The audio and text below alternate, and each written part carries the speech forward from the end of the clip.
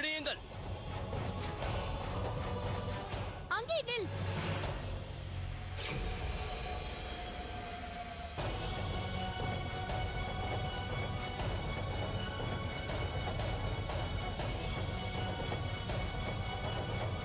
யாராவது முன்னோக்கி வந்தால் நான் இவனை கொன்று விடுவேன். வராதே என்றேன்.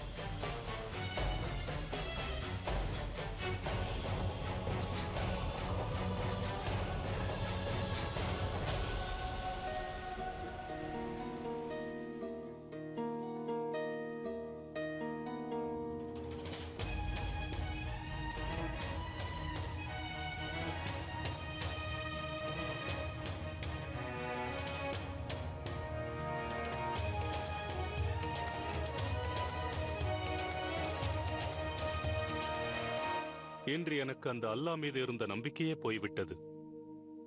இன்று குற்றமற்றவருக்கு மரண தண்டனையை நிறைவேற்றப் போகிறோம்.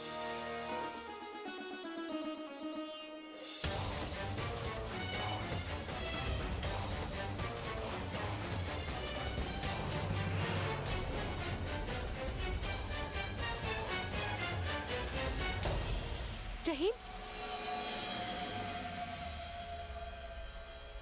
ஷேன்ஷா, சற்று நில்லுங்கள். வீரர்கள் ஷெஹனாஸை பின்தொடரட்டும். நீங்கள் சென்று தொடர்மலை காப்பாற்றுங்கள்.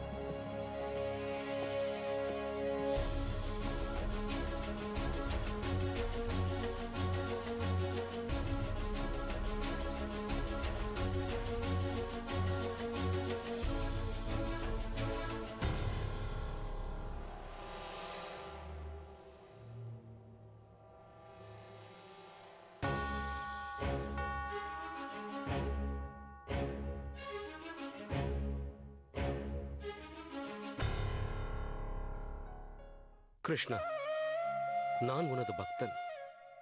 சத்தியத்திற்கு தங்களின் உதவி தேவைப்பட்ட போதெல்லாம் தாங்கள் தோன்றினீர்கள். அன்று திரௌபதியின் மானத்தை காக்க வந்தீர்கள். அந்த காண்டீர்பன் மனம் கலங்கிய போது நீங்கள் வந்தீர்கள். இன்று கூட சத்தியம் ஜெயிக்க தாங்கள் உடன் இருக்க வேண்டும். எனக்காக கேட்கவில்லை, என் ஷெஹன்ஷாவிற்காக கேட்கிறேன். அவரை நீதான் காப்பாற்ற வேண்டும். உன் மீது எனக்கு எவ்வருத்தமும் இல்லை. ஏனென்றால் என் கடமைக்காகத்தான் இப்பொழுது உயிர் துறக்கப் போகிறேன். ஹரே கிருஷ்ணா, ஹரே கிருஷ்ணா.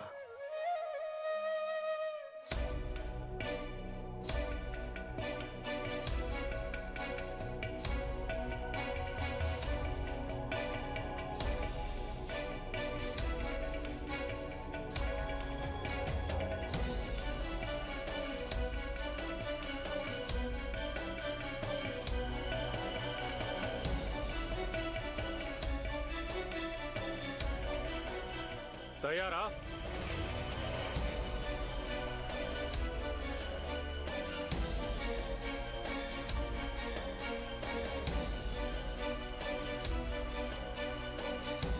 என்னை மன்னித்து விடு ஊர்மிளா. வாழ்க்கை முழுவதும் உன்னுடன் இருப்பேன் என்று வாக்களித்தேன். ஆனால் பாதியிலேயே உன்னை விட்டு செல்கிறேன்.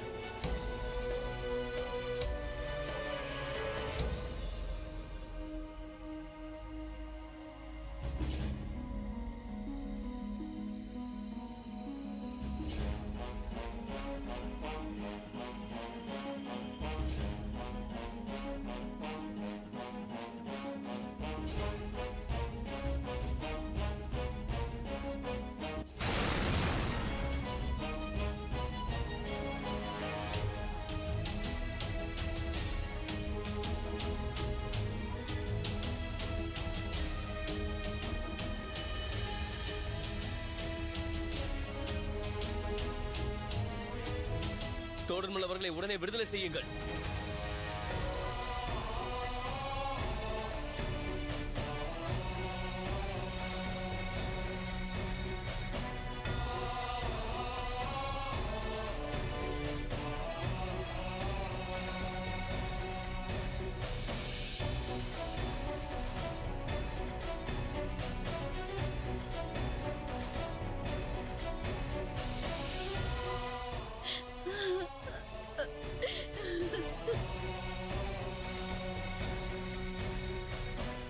தோடர்மல் அவர்கள் வாளை எடுத்து பாருங்கள்.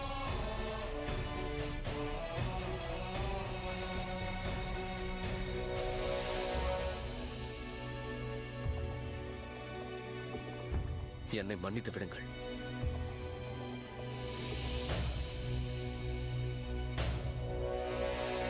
தோடர்மல் அவர்களே, என்னையும் மன்னித்து விடுங்கள்.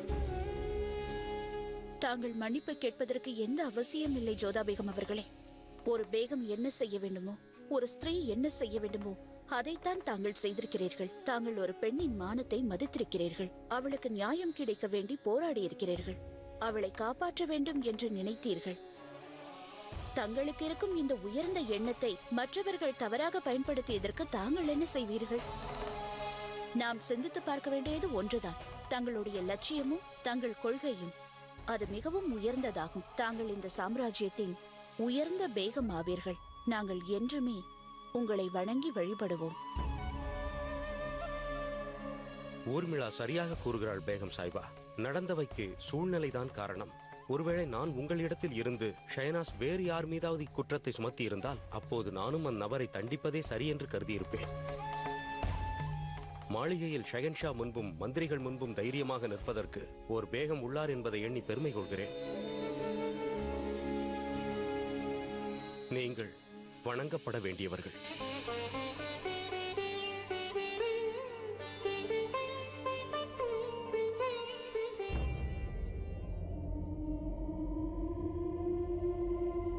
சமயம் வந்துவிட்டது எனது ஆரோயிரே. எனக்கு மட்டுமே உரிமை உள்ள ஒன்றை அடைவதற்கு நேரம் வந்துவிட்டது. எனக்கு மட்டுமே உரிமையானது.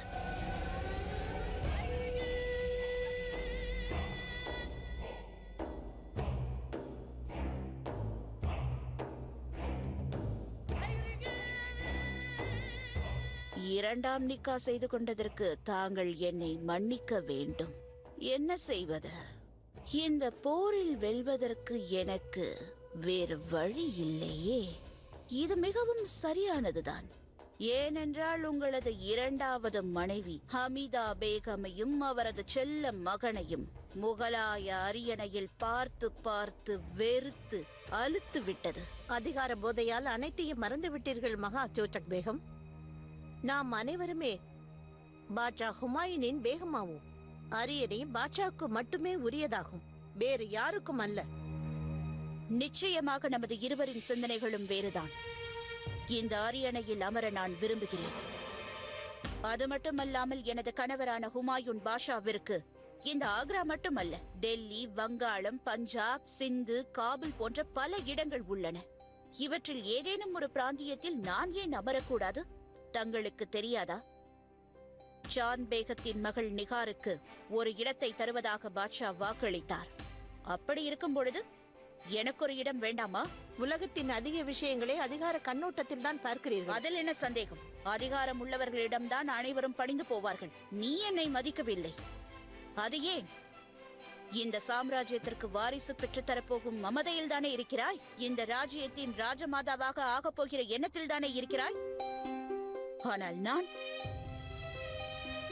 நான் ஒரு சாதாரண பேகம். வெறும் பேகமாக இருந்து இறக்க எனக்கு விருப்பமில்லை. ஜலால் மூத்தவனாக இருப்பது அந்த அல்லாஹ் தீர்மானித்த ஒரு முடிவாகும். யார் மூத்தவரோ அவர்தான் ஷஹன்ஷாவாக இருக்க முடியும். அதுதான் எங்க சட்டம். இப்பொழுது சரியான சமயம் வந்துவிட்டது ஹமிதா பேகம். இந்த காவல் என்னிடம்தான் உள்ளது. இப்பொழுது ஆக்ராவை கைப்பற்ற எனது சேனைகள் புறப்பட்டு விட்டன.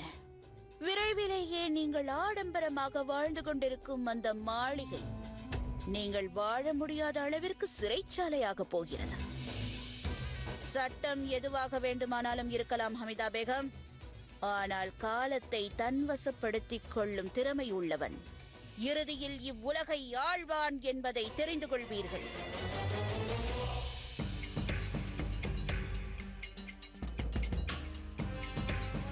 என்னால் நம்பவே முடியவில்லை.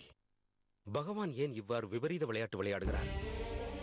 ஜோதா பேகம், நான் நிகாரை தேடி செல்கிறேன். அவள் என்னை தவறாக புரிந்து கொண்டாள். அவள் எண்ணி இருக்கிறது தவறு என்று நான் அவளுக்கு புரிய வைக்கிறேன். சரியாக கூறுகிறீர்கள். அவளின் பிரமையை விலக்கி அவளுக்கு உண்மையை புரிய வையுங்கள். நானும் தங்களுடன் வருகிறேன். தங்களை தனியாக விட இயலாது. வேண்டாம் தோடர்மல் அவர்களே, நீங்கள் மிகவும் மன உளைச்சலுக்கு ஆளாகி இருக்கிறீர்கள். சற்று ஓய்வெடுத்துக் கொள்ளுங்கள். ஒரு ஷெஹன்ஷா இவ்வளவு சங்கடத்தில் இருக்கும் பொழுது அவரது சேவகன் எப்படி ஓய்வெடுத்துக் கொண்டிருக்க முடியும்? சமீப காலமாக விவாதித்து ஜெயிப்பது மிகவும் கடினமாக உள்ளது. முதலில் ஜோதா பேகம், இப்போது தாங்கள். போகட்டும். ஜோதா பேகம், தாங்கள் மாளிகைக்கு செல்லுங்கள். நாங்கள் நிகாரை தேடுவதற்கு செல்கின்றோம்.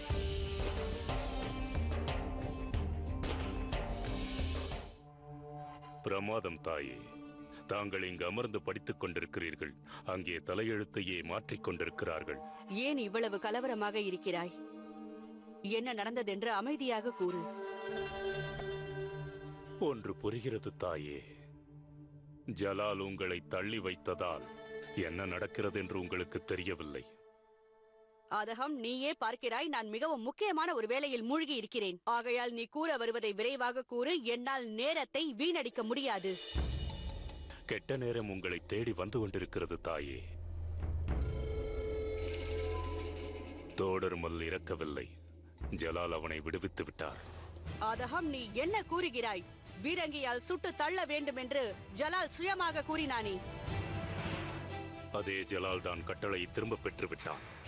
ஷேனாஸ் அல்ல, அவனுடைய மாற்றான் தாய் பிள்ளை நிகார் என்று ஜலாலுக்கு தெரிந்து விட்டது. தலைப்பாகையில் விஷம் தடவியது அவள்தான் என்று தெரிந்துவிட்டது. தோடர்மல் குற்றமற்றவர் என்றும் தெரிந்துவிட்டது. அனைத்து விஷயமும் தெரிந்துவிட்டது. யா அல்லாஹ், யா அல்லாஹ், ஷேனாஸ் ஓடிவிட்டாள் என்பது மட்டும் தங்களுக்கு தெரியாது என்று கூறாதீர்கள்.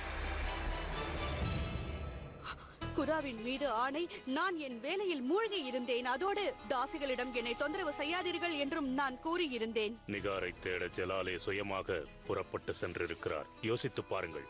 ஜலாலை நானே கொல்வேன் என்று சொன்ன அந்த ஷேனாஸ் அவளை படை சுற்றி வளைக்கும் பொழுது என்ன செய்வாள்? தாங்கள் கூறுவதை கேட்பாளா? அதகம், நான் நிகாரை பற்றி யோசிக்கவில்லை. இப்போது என்னை பற்றி தான் யோசித்துக் கொண்டிருக்கிறேன். ஜலால் அந்த நிகாரை நெருங்கிவிட்டால் பிறகு என்ன ஆகும் என்று யோசிக்கிறேன். நிகாருக்கு நான் உதவி செய்தேன் என்று ஜலாலுக்கு தெரிந்துவிட்டால் பிறகு என்ன ஆகும்? யா அல்லாஹ், ஜலால் என்ன செய்வான் என்று தெரியவில்லை. இப்போது என்ன செய்ய போகிறீர்கள்? என்ன செய்வது? ஜலால் நிகாரை நெருங்கக்கூடாது என்று பிரார்த்திக்கப் போகிறேன்.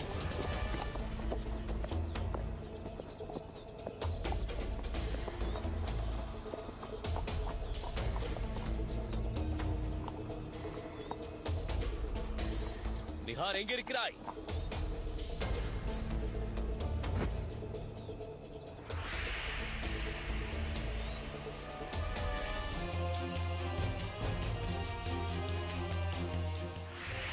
நிகார், எங்க இருக்கிறாய்?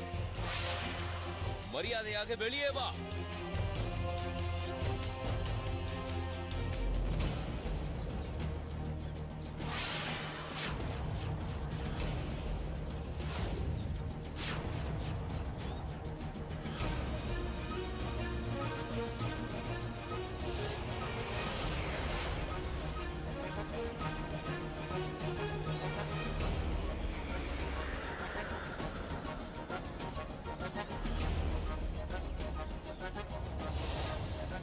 இப்பொழுது நீ கேட்க வேண்டிய நேரம் வந்துவிட்டது ஜலால். நான் முகலாய சாம்ராஜ்யத்தின் மீது யுத்தம் நடத்தப் போகிறேன். இவனை கொன்று விடுங்கள்.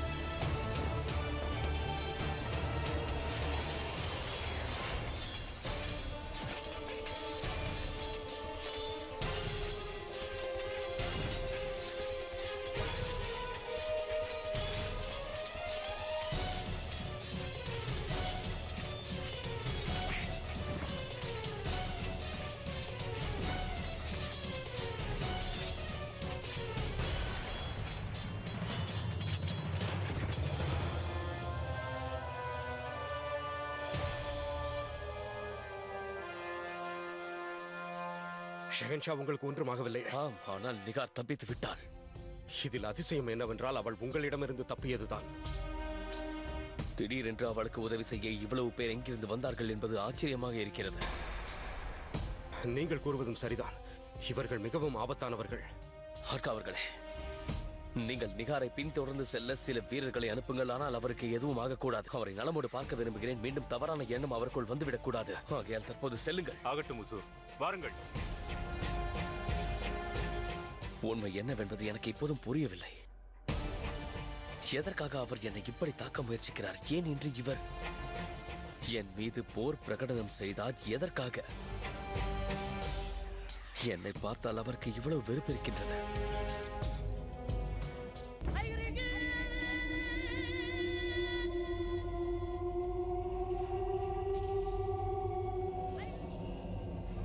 இது நல்ல ஒரு பொழுதுபோக்கு தான் பேகம் சாஹிபா. இந்த பறவைக்கும் எனக்கும் பெரிய வித்தியாசம் இல்லை ஃபாசில் பேக்.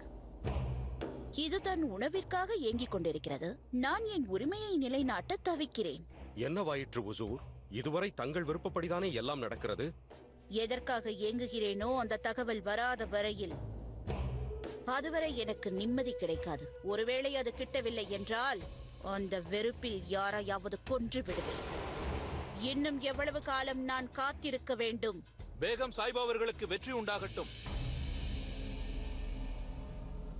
கூறு, என்ன செய்தி? ஒரு முக்கியமான செய்தி பேகம் சாஹிபா. நமது சிப்பாய்களில் ஒரு குழுவினர் நிக்காருக்கு உதவி செய்வதற்காக ஆக்ரா சென்றுள்ளது. பிறகு நமது படைகள் பஞ்சாபை அடையும் தருணத்தில் உள்ளார்கள். மிகவும் அற்புதம். ஃபாசில் பேக், இவனுக்கு நல்ல பரிசளியுங்கள். உத்தரவு பேகம் சாஹிபா.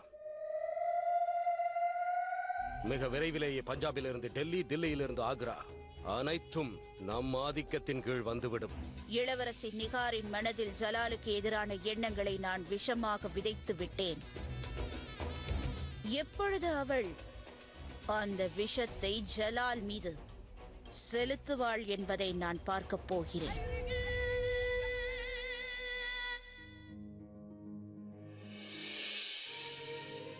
வணக்கம் ஷேன்ஷா. நிகார் எப்படி இருக்கிறாள்? நீங்கள் பேசினீர்களா? அவரோடு பேசி அவருக்குள் இருக்கும் தவறான எண்ணங்களை மாற்ற முயற்சி செய்தேன். ஆனால் அது முடியவில்லை. சிறு வயதிலிருந்தே எனக்காக ஒரு அண்ணனும் அக்காவும் இருந்தால் நன்றாக இருக்கும் என்று நான் நினைத்ததுண்டு. நான் அவர்களோடு ஆடி பாடி சந்தோஷமாக விளையாட எண்ணினேன். அதே போல ஒரு அக்கா வந்தார். துரதிருஷ்டவசமாக என்னை எதிரியாக பாவிக்கின்றார். நிகார் எதற்காக என்னை அடியோடு இவ்வளவு தூரம் வெறுக்கின்றார் என்பது எனக்கு புரியவில்லை. ஒருவேளை யாராவது அவரை தங்களுடைய சுயநலத்துக்காக பயன்படுத்திக் கொண்டிருக்கிறார்களா? இதெல்லாம் நான் செய்த தவறுதான் ஷேன்ஷா. நிகார் யார் என்று முதலிலேயே நான் தெரிந்து கொண்டிருந்தால் இப்போது இந்த நிலைமை வந்திருக்காது. நீங்கள் உங்களை குற்றவாளியாக நினைக்காதீர்கள் ஜோதா பேகம். நீங்கள் சூழ்நிலையால் ஏமாற்றப்பட்டு விட்டீர்கள். தோழர்களவர்களை நான் தவறாக புரிந்து கொண்டது போல்தான் இதுவும் நடந்தது. என்னை நீங்கள் மன்னித்து விடுங்கள் ஷெஹன்ஷா. என்னால் தான் தங்களுக்கு இவ்வளவு துன்பம் நேர்ந்து விட்டது. நான் முன்பே உங்களுக்கு கூறிவிட்டேன் ஜோதா பேகம். உங்கள் கண்களில் என்னால் கண்ணீரை பார்க்க முடியாது. பல சமயங்களில் ஒவ்வொருவருக்கும் தனக்கென்ற ஒரு அபிப்பிராயம் இருக்கும். அதில் என்ன தவறு உள்ளது? நானும் கூட தவறாக புரிந்து கொண்டேன். நானும் முன்பே புரிந்து கொண்டிருக்க வேண்டும். நான் தோழர்கள் அவர்கள் மீது சந்தேகப்பட்டிருக்கவே கூடாது. மனிதனானவன் தவறு செய்வான், பின்பு அதிலிருந்து கற்றுக்கொள்வான். நாம் ஒருமுறை தவறு செய்தால் மீண்டும் அதே தவறை செய்ய மாட்டோம் என்ற நம்பிக்கை எனக்கு இருக்கிறது.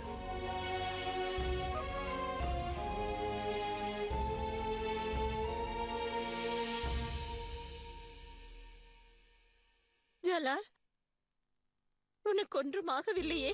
நான் நன்றாக இருக்கிறேன் தாயே. நிகாரிடம் ஏதாவது பேசினாயா? இல்லை தாயே,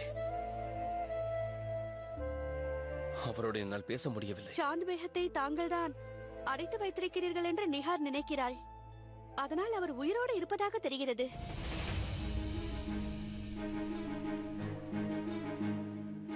நீங்கள் கூறியது சரிதான் சலிமா பேகம்.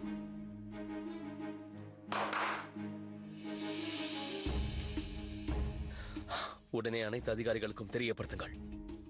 அனைவரையும் நான் தர்பாருக்கு அழைத்ததாக சென்று கூறுங்கள்.